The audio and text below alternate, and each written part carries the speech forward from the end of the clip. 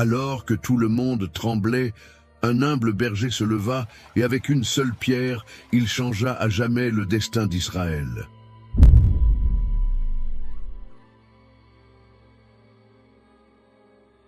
Le soleil commençait à descendre sur les collines poussiéreuses de Juda. Une brise légère faisait frémir les oliviers, se mêlant aux chants doux des oiseaux et aux murmures inquiets du peuple, un peuple écrasé par le poids d'un roi qui avait échoué. Saül, le premier choisi pour gouverner Israël, avait débuté humble, mais l'orgueil l'avait corrompu, et l'esprit de l'Éternel s'était retiré de lui. Son visage ne reflétait plus la faveur divine. Son trône, bien que décoré d'or, était vide de la véritable autorité. Pourtant, l'Éternel ne voit pas comme les hommes voient.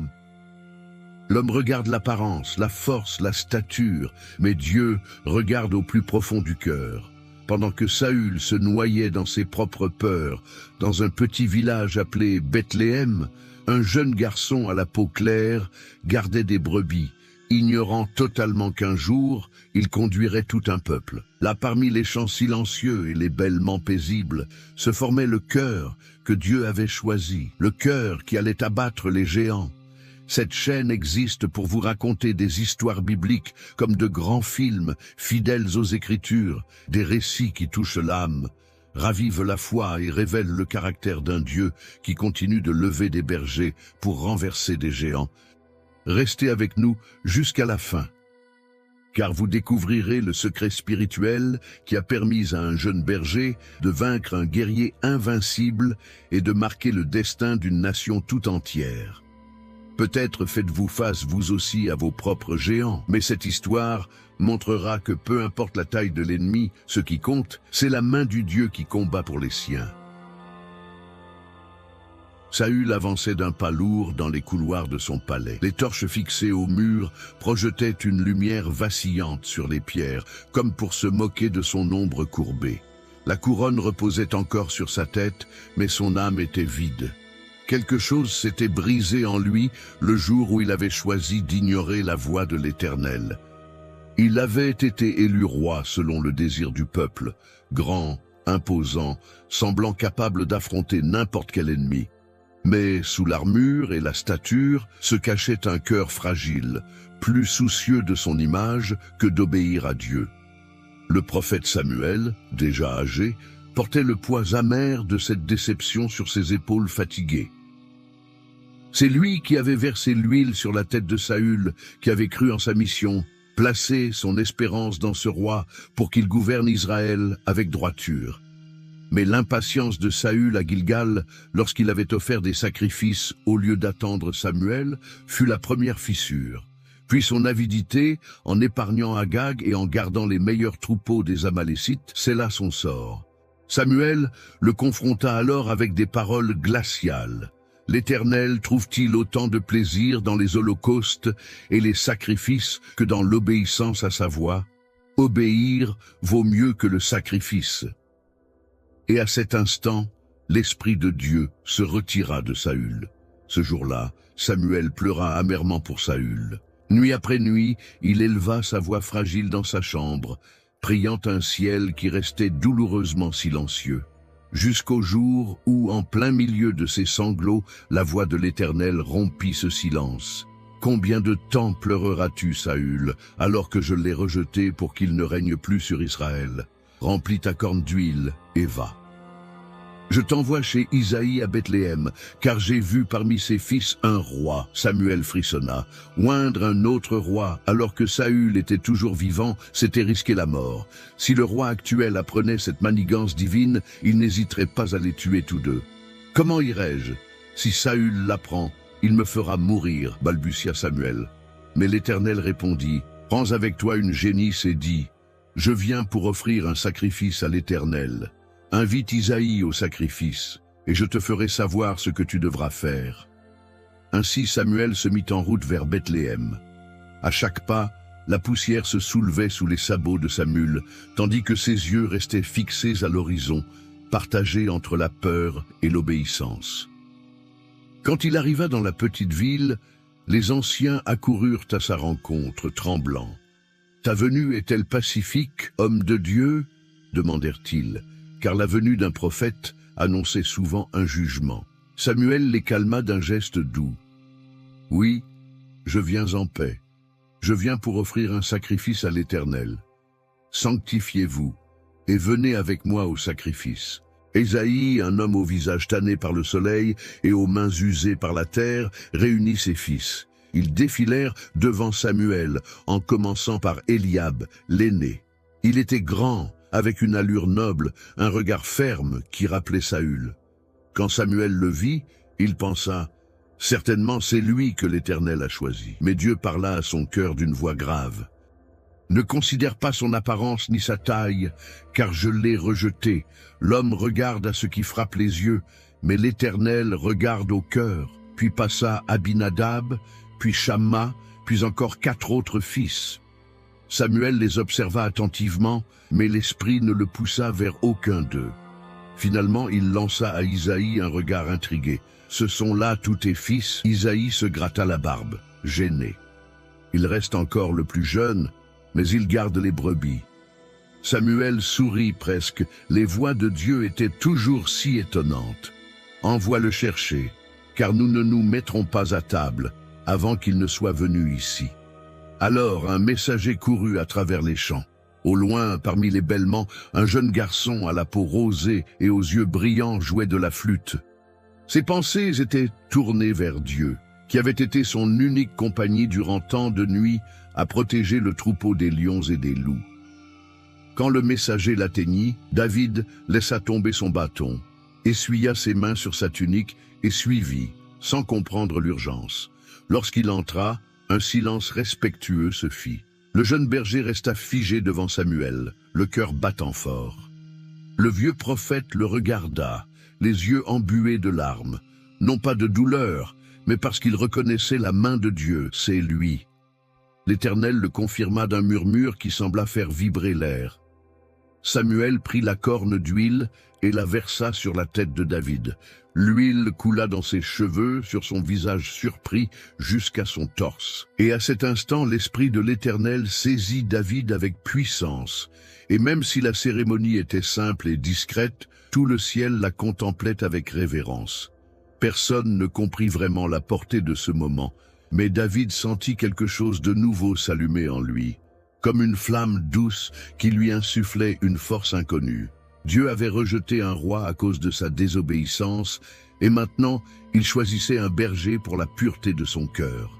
Ainsi commençait l'histoire d'un jeune homme qui, un jour, sans épée ni armure, terrasserait des géants grâce à la foi qu'il avait apprise parmi les brebis et les champs silencieux. David retourna dans les champs, l'huile sainte encore imprégnée dans ses cheveux, mêlée à la sueur et à la poussière du chemin. Ses brebis l'accueillirent avec des bêlements doux, inconscientes du destin éternel qui venait de se poser sur leur jeune berger. Il s'assit sur une pierre, inspira profondément et leva les yeux vers le ciel, comme il l'avait fait tant de fois pendant ces nuits solitaires où seules les étoiles avaient entendu ses chants. Mais cette fois, quelque chose avait changé. Sur lui reposait un poids sacré, une présence invisible qui murmurait « Ta vie ne sera plus jamais la même ». Dès ce jour, l'Esprit de l'Éternel saisit David avec force. Il n'aurait su l'expliquer, mais son cœur brûlait d'une assurance nouvelle. Quand il élevait la voix pour chanter des psaumes, il avait l'impression que le ciel s'ouvrait au-dessus de lui. Quand il prenait sa fronde pour s'entraîner parmi les pierres et les buissons, ses mains semblaient guidées par quelque chose de bien plus grand que son adresse. David restait un simple berger, sans trône, sans couronne, sans armée. Pourtant Dieu l'avait déjà proclamé roi, même si les hommes l'ignoraient encore. Pendant ce temps, ailleurs dans le royaume, Saül se tordait sur son lit d'ivoire. Les voiles fins n'éloignaient pas les ténèbres qui le poursuivaient. Une angoisse profonde le rongeait. Un esprit mauvais, permis par Dieu, le privait de toute paix.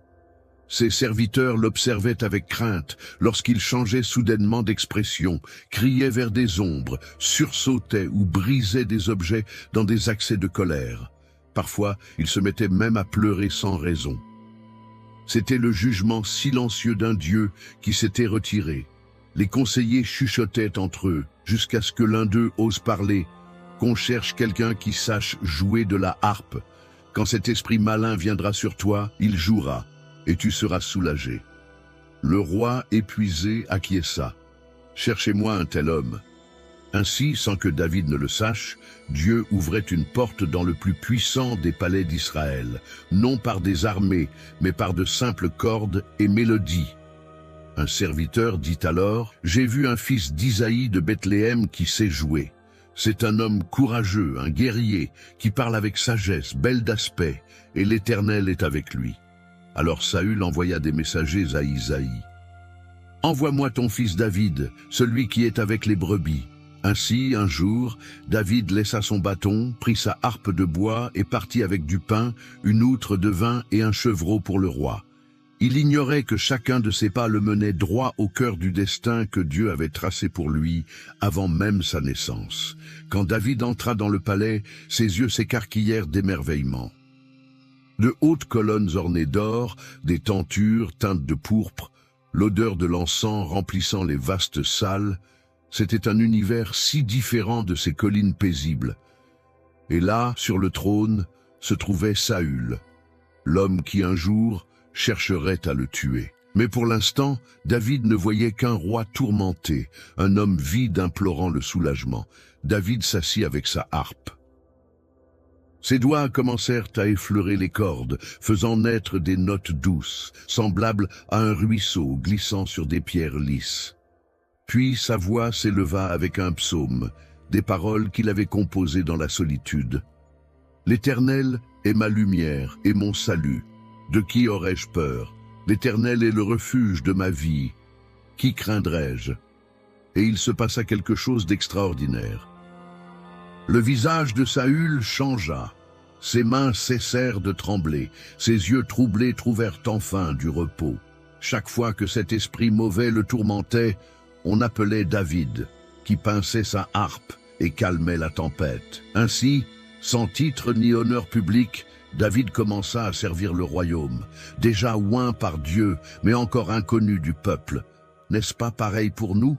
Combien de fois Dieu nous oint-il dans le secret, nous remplit-il de son esprit, nous prépare-t-il pour un dessein que nous ne soupçonnons même pas, alors que nous poursuivons nos journées ordinaires? Peut-être sommes-nous encore parmi les champs poussiéreux, avec des responsabilités modestes, mais il y a sur nos têtes une huile que le ciel lui-même a versée. As-tu déjà senti cet appel secret? Je murmure en toi qui dis « Je t'ai choisi, j'ai des projets pour ta vie ». Même si personne ne le sait, même si le monde continue sans te remarquer, il y a un regard divin posé sur toi et un dessein éternel qui t'entoure. David ne se précipita pas. Il ne proclama pas qu'il était roi, n'assembla pas d'armée, ne conspira pas contre Saül. Il continua simplement ses tâches, humble, confiant que le même Dieu qui l'avait appelé saurait quand le placer sur le trône. Voilà la foi qui grandit dans le silence, celle qui apprend à attendre le moment parfait de l'Éternel. Ainsi cette onction secrète devint le trésor caché qui soutint David.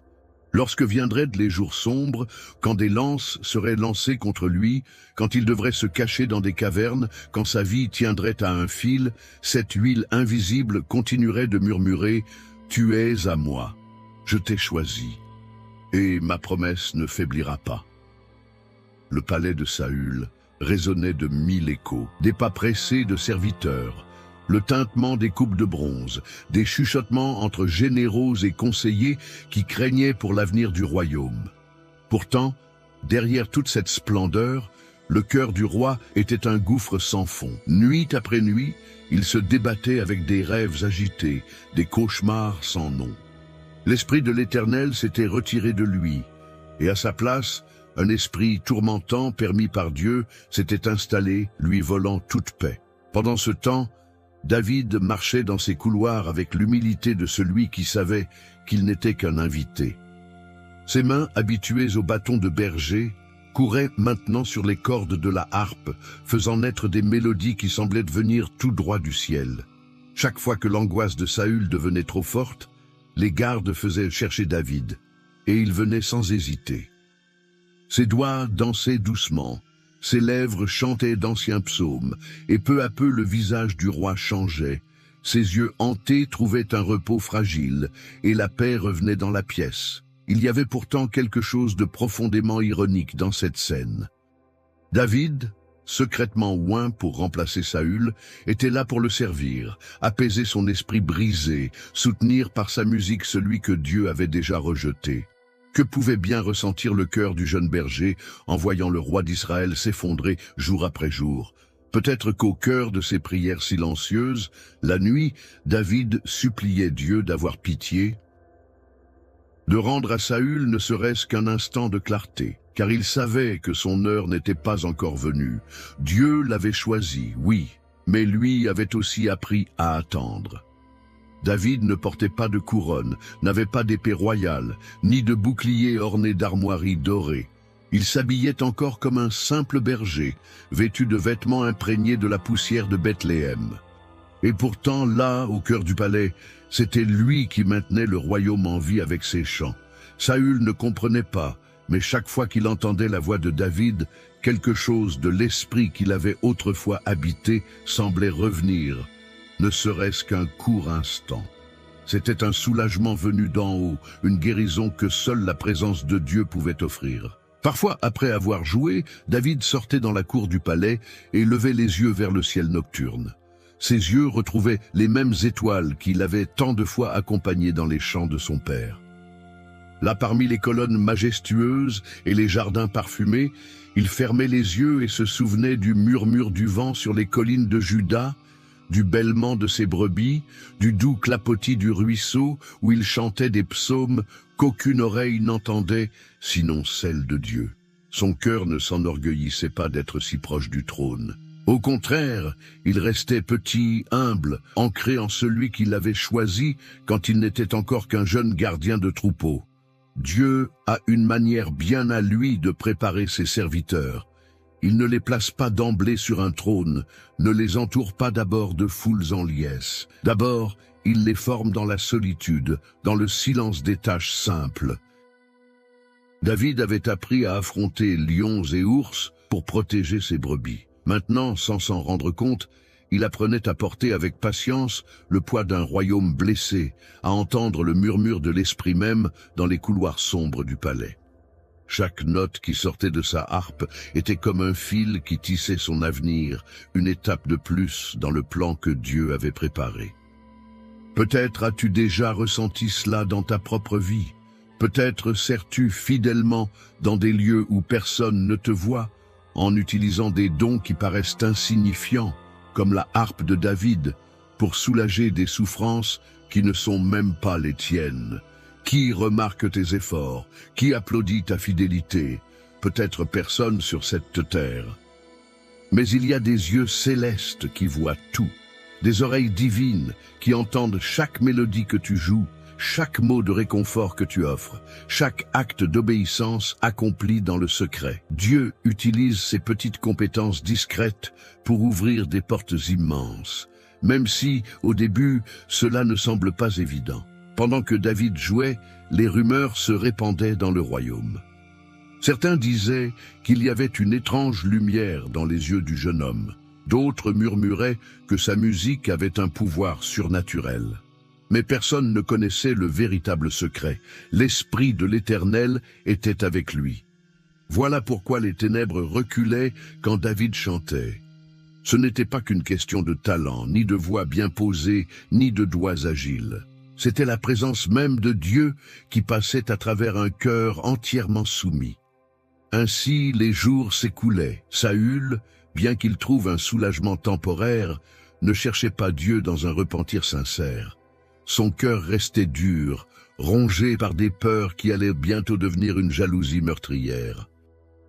Quant à David, il demeurait fidèle, sans rien exiger, sans revendiquer le droit que l'huile du prophète avait déjà déposé sur sa tête. Il se contentait de servir, d'aimer, de chanter et de faire confiance. Et là, dans le palais d'un roi tourmenté, Dieu écrivait silencieusement un nouveau chapitre pour Israël, un chapitre qui commençait par une harpe entre les mains d'un berger. Le soleil frappait avec force la vallée d'Éla, projetant des rayons brûlants sur les tentes, les armures et les boucliers qui scintillaient comme des miroirs sous le ciel de midi. Là, deux armées se faisaient face, séparées seulement par un champ poussiéreux et l'ombre menaçante d'une bataille que personne ne semblait désireux d'engager. D'un côté se trouvaient les Philistins, guerriers endurcis, leurs lances dressées formant une forêt intimidante. De l'autre, les hommes d'Israël sous le commandement de Saül, le visage grave, essayant de dissimuler les tremblements de leurs mains serrées sur les épées. Mais ce n'était pas réellement la taille de l'armée ennemie qui gelait leur cœur. C'était un seul homme. Chaque jour, une ombre lourde descendait du camp philistin et recouvrait la vallée, un géant nommé Goliath. Sa simple présence faisait vibrer le sol. Il mesurait près de 3 mètres, tout en muscles et en mépris insolent. Il portait une cuirasse de bronze, qui pesait comme un homme entier, et sa lance était épaisse comme une poutre de métier à tisser, terminée par une pointe de fer qui luisait d'une promesse mortelle. Devant lui marchait son écuyer, presque ridicule à côté de cet homme colossal. Chaque matin et chaque soir, pendant 40 jours sans relâche, Goliath s'avançait au centre de la vallée. Sa voix tonnait comme un orage, rebondissant sur les collines, se moquant du Dieu d'Israël. « Pourquoi sortez-vous pour vous ranger en ordre de bataille? Ne suis-je pas Philistin, et n'êtes-vous pas les serviteurs de Saül? Choisissez un homme, et qu'il descende contre moi. S'il peut me battre et me tuer, nous serons vos serviteurs, mais si c'est moi qui l'emporte et le tue, vous nous servirez. » Puis il levait sa tête énorme, laissait échapper un rire guttural et criait d'un ton méprisant « Aujourd'hui, je jette un défi à l'armée d'Israël. Envoyez-moi un homme pour que nous nous battions ensemble. » Le silence qui suivait était si pesant qu'il semblait même que l'air refusait de bouger. Aucun soldat israélite ne faisait un pas. Même les plus braves baissaient les yeux, avalaient difficilement leur salive et reculaient. Saül, le roi choisi pour sa haute stature et son allure imposante, restait enfermé dans sa tente, le visage blême, fuyant les regards de ses guerriers. Ainsi s'écoulèrent 40 jours interminables, 40 jours pendant lesquels la peur s'accumulait comme des nuages d'orage au-dessus du camp d'Israël. N'est-ce pas ainsi que nos propres géants agissent? Ils se dressent devant nous avec des voix tonitruantes, énumérant nos faiblesses, rappelant nos échecs passés, semant des questions empoisonnées. Qui es-tu pour me faire face? Crois-tu vraiment que ton Dieu t'écoutera? Ne vois-tu pas à quel point tu es petit et insignifiant? Jour après jour, si nous n'y prenons garde, ces mots finissent par s'enraciner dans notre esprit, paralysant notre foi, volant notre courage. C'est dans cette atmosphère de terreur collective qu'un jeune homme arriva, la poussière collée à ses sandales, la curiosité brillant dans ses yeux. David n'avait ni épée ni bouclier, seulement un sac de vivres que son père Isaïe lui avait confié pour ses frères aînés. En entrant dans le camp, il vit l'angoisse imprimée sur chaque visage, entendit les défis grondants du Philistin et sentit combien la peur rendait l'air presque irrespirable. « Que se passe-t-il ici ?» demanda-t-il simplement en confiant la cargaison au responsable. Puis la voix de Goliath retentit de nouveau. David leva la tête et vit le géant marcher fièrement, frappant le sol de sa lance massive, lançant des insultes non seulement contre Israël, mais contre le Dieu vivant. Ces paroles allumèrent quelque chose en David, une flamme qui brûlait depuis qu'il chantait dans les chants, les psaumes, sur la fidélité de l'Éternel. Pendant que les soldats israélites murmuraient à propos des récompenses promises par le roi, richesse, la main de sa fille, exemption d'impôts, David fronça les sourcils et dit « Qui est donc ce Philistin incirconcis pour insulter l'armée du Dieu vivant ?» Ces paroles tranchèrent l'air, chargées de peur comme des lames, mais elles éveillèrent aussi des ressentiments. Eliab, son frère aîné, se retourna contre lui avec colère, son orgueil piqué par l'audace du cadet. « Pourquoi es-tu descendu ici ? Et à qui as-tu laissé ce petit troupeau dans le désert? Je connais ton arrogance et la malice de ton cœur. Tu es venu juste pour voir la bataille. » David le regarda avec calme, blessé par l'accusation, mais refusant que ce mépris éteigne sa foi. « Qu'ai-je donc fait maintenant ? N'y a-t-il pas ici une cause? Pour Eliab, ce n'était que la curiosité d'un garçon. Pour David, c'était un outrage contre le nom saint de l'Éternel. Ainsi, tandis qu'une armée entière tremblait à la voix d'un seul homme, David se demandait comment il pouvait tolérer une telle offense. Combien d'entre nous permettent à des géants de se moquer de notre foi, de tourner en dérision les promesses de Dieu, de réduire nos rêves au silence? Combien de fois, comme Israël, laissons-nous la peur dicter notre silence? Ce jour-là, dans la vallée d'Éla, le cœur d'un berger se montra plus courageux que l'élan collectif d'une nation entière. David ne savait pas encore comment ni quand, mais il était résolu. Quelqu'un devait affronter ce géant, et si personne n'osait, lui le ferait. Car plus puissant que Goliath était le Dieu qui avait marché à ses côtés dans les pâturages et les cavernes, le Dieu qui l'avait délivré du lion et de l'ours, ce même Dieu qui préparait silencieusement la plus grande victoire d'Israël. David s'éloigna un peu du camp, laissant derrière lui les chuchotements anxieux des soldats et les regards lourds de reproches de ses frères. Il marcha jusqu'à un petit espace où le vent agitait l'herbe sèche, presque comme s'il chantait un air que lui seul et Dieu pouvaient entendre.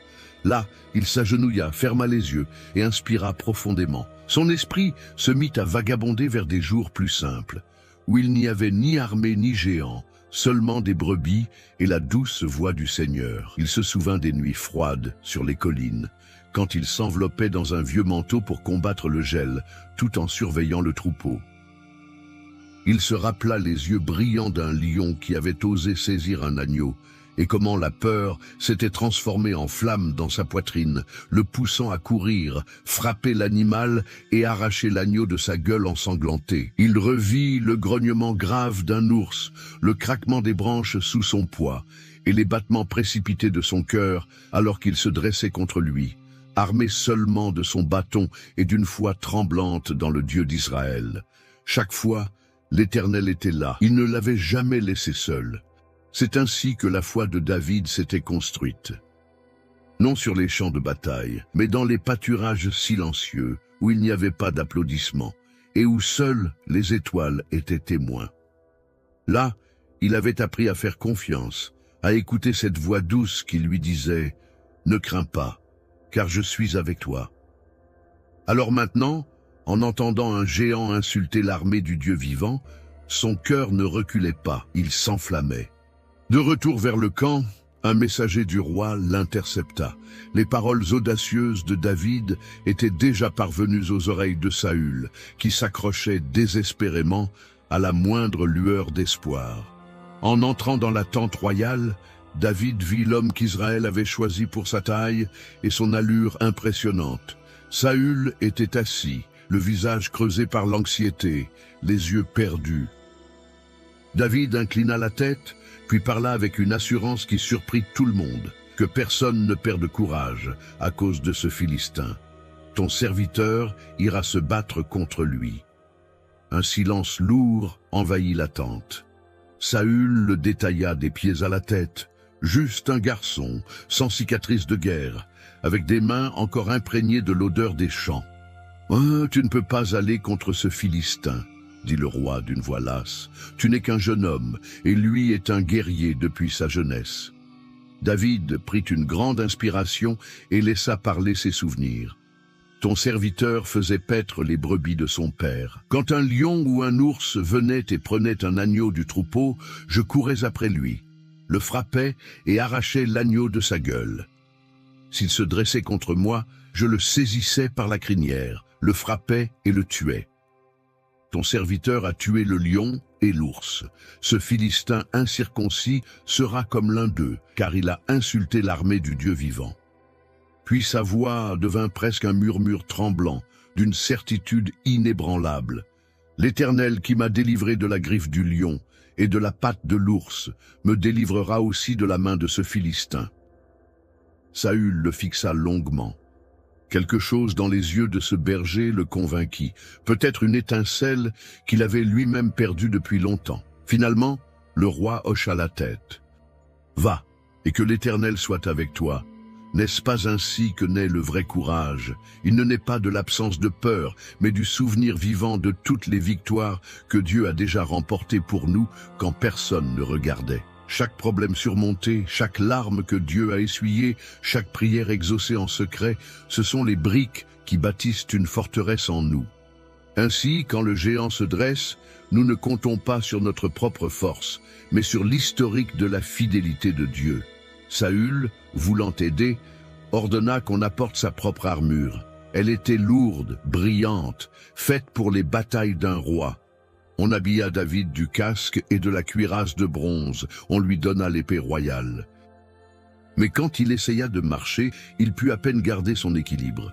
Ses pas étaient hésitants, le métal grinçait désagréablement, étouffant le rythme naturel de sa foi. Alors il s'arrêta, secoua la tête avec un sourire humble et commença à tout enlever. « Je ne peux pas marcher avec cela, je n'y suis pas habitué. » Il rendit l'équipement et se tint de nouveau là, simplement vêtu, avec son bâton et un cœur solidement ancré. Il descendit jusqu'au ruisseau qui traversait la vallée. L'eau coulait claire, murmurant des secrets anciens. David s'accroupit, plongea la main et choisit 5 pierres lisses qu'il glissa dans sa gibecière. Puis il prit sa fronde, la même qui avait chassé les loups, la même qu'il avait fait tourner des milliers de fois en chantant des psaumes, et avec cela seulement, il partit à la rencontre du géant. La vraie foi n'a pas besoin des armures des hommes pour briller. Elle tient debout en se souvenant de qui est Dieu, de ce qu'il a déjà fait et de ce qu'il a promis de continuer à faire. C'est là, parmi les pâturages, l'eau et ses pierres humbles, qu'est né le courage qui allait changer à jamais l'histoire d'Israël. David commença à descendre la pente poussiéreuse de la vallée d'Éla, sa silhouette se détachant sous le soleil éclatant. Chaque pas soulevait de petites volutes de poussière qui dansaient autour de ses sandales. Du côté israélite, les soldats regardaient, incrédules, un jeune homme sans armure, sans lance, sans bouclier, avançant seul vers le colosse philistin. Certains retinrent leur souffle, d'autres portèrent la main à leur bouche pour étouffer un cri. Au loin, Saül serra son manteau entre ses mains moites. Était-ce là la fin de leur dernière espérance? De l'autre côté du champ, Goliath leva la tête, plissa les yeux puis éclata d'un rire moqueur en apercevant la petite silhouette qui approchait. Il frappa le sol du bout de sa lance, faisant trembler les pierres, et fit quelques pas, avide du spectacle qui s'annonçait. Lorsqu'il fut assez près pour distinguer les traits juvéniles de David, sa voix résonna, chargée de mépris. « Suis-je un chien pour que tu viennes à moi avec des bâtons ?» rugit-il en montrant le bâton de David. Puis il leva sa lance vers le ciel et maudit David par ses dieux. « Viens, et je donnerai ta chair aux oiseaux du ciel et aux bêtes des champs. » Un silence glacial tomba sur la vallée. Même les insectes semblèrent cesser de bourdonner, comme si toute la création retenait son souffle pour voir la suite. Alors David inspira profondément, planta son regard dans celui du géant et parla d'une voix claire, sans trembler, qui résonna sur les collines. « Tu viens contre moi avec l'épée, la lance et le javelot, mais moi je viens contre toi au nom de l'Éternel des armées, le Dieu des troupes d'Israël, que tu as insulté. Aujourd'hui, l'Éternel te livrera entre mes mains. Je te frapperai et je te couperai la tête. Et je donnerai aujourd'hui même les cadavres de l'armée philistine aux oiseaux du ciel et aux bêtes de la terre, afin que toute la terre sache qu'il y a un Dieu en Israël. » Ce n'étaient pas des paroles vaines, c'étaient des déclarations venues du ciel. La certitude de David ne venait pas de sa propre force, mais du Dieu qui l'avait déjà délivré du lion et de l'ours. Cette confiance flamboyait dans ses yeux, transformant son jeune corps en un rempart inébranlable de foi. Goliath poussa un rugissement de colère et se rua en avant à grandes enjambées. Son porteur de bouclier peinait à le suivre, manquant même de trébucher. Chaque pas du géant faisait vibrer la terre, son armure résonnait d'un vacarme métallique comme 1000 voix criant à l'unisson. Mais David ne recula pas, il courut à sa rencontre, son cœur battant en cadence avec la voix douce de l'esprit en lui. « N'aie pas peur, je suis avec toi. » Il plongea la main dans sa gibecière, prit une des pierres lisses, la plaça habilement dans sa fronde et commença à la faire tournoyer au-dessus de sa tête. L'air sifflait autour de la corde, tandis que David calculait le moment parfait. Goliath approchait, levant sa lance pour l'empaler. Le temps sembla s'arrêter, suspendu entre le ciel et la terre. Puis David lâcha la fronde. La pierre s'élança avec un sifflement aigu, traversant l'espace qui séparait la foi du danger. Elle frappa le front de Goliath avec un bruit sourd, s'enfonçant profondément dans son crâne. Le géant laissa échapper un râle rauque, son regard se vida, et son énorme corps chancela comme un chêne fraîchement abattu. Puis il s'écroula face contre terre, la vallée entière trembla sous son poids. Pendant un instant, personne ne bougea. L'écho du choc résonnait encore sur les collines. Les Philistins, horrifiés, fixaient leur champion à terre. Les Israélites retinrent leur souffle, incapables de croire ce que leurs yeux venaient de voir. Mais David n'hésita pas. Il courut vers le corps du géant, saisit la gigantesque épée, peinant presque à la soulever, et d'un seul coup trancha sa tête. Il leva le trophée sanglant bien haut, proclamant sans un mot que l'Éternel avait tenu sa promesse.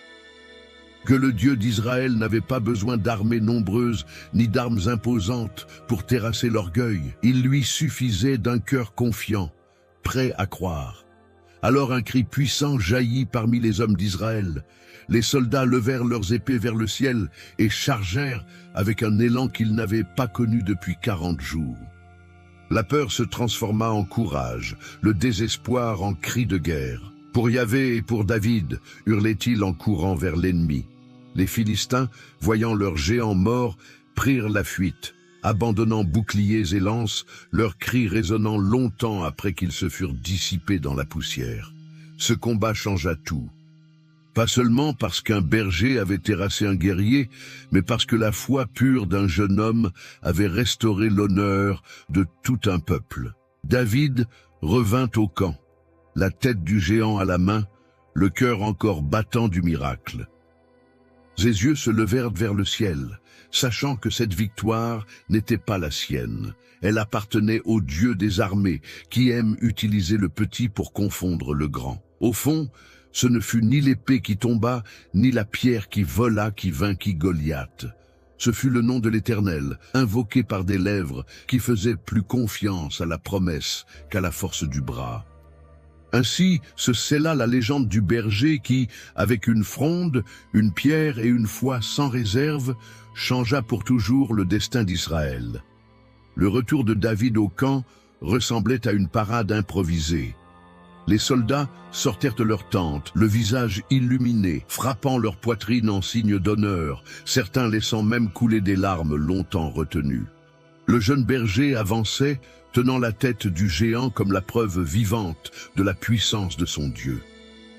Les 40 jours de peur étaient derrière eux. Maintenant, Israël vibrait des chants de la victoire. Quand Saül vit David approcher, ses yeux brillèrent d'un soulagement mêlé à quelque chose de plus sombre, un sentiment qui commençait à germer dans son cœur sans qu'il ne sache vraiment le nommer. Il demanda qui était ce jeune homme, non pas parce qu'il ne le connaissait pas, mais parce qu'il voulait soudain entendre son ascendance, jauger ses origines. « Je suis le fils de ton serviteur Isaïe de Bethléem, » répondit David humblement. Des mots simples, mais qui déposèrent un lourd pressentiment dans le cœur du roi. À partir de ce jour, David ne retourna plus au pâturage de son père. Saül le garda près de lui donna un rang parmi les hommes de guerre, et le peuple ne tarda pas à l'aimer. Partout où il allait, les jeunes filles sortaient des maisons pour le saluer, chantant des refrains qui se répandaient comme des étincelles portées par le vent. Saül a frappé ses milliers, mais David ses dizaines de milliers. Chaque vers était une flèche plantée dans le cœur du roi, qui voyait la gloire autrefois uniquement sienne commencer à se pencher vers le jeune berger. Pourtant, au milieu de cette agitation humaine, Dieu tissait des liens profonds. David trouva en Jonathan, le fils de Saül, un ami véritable qui l'aima comme sa propre âme.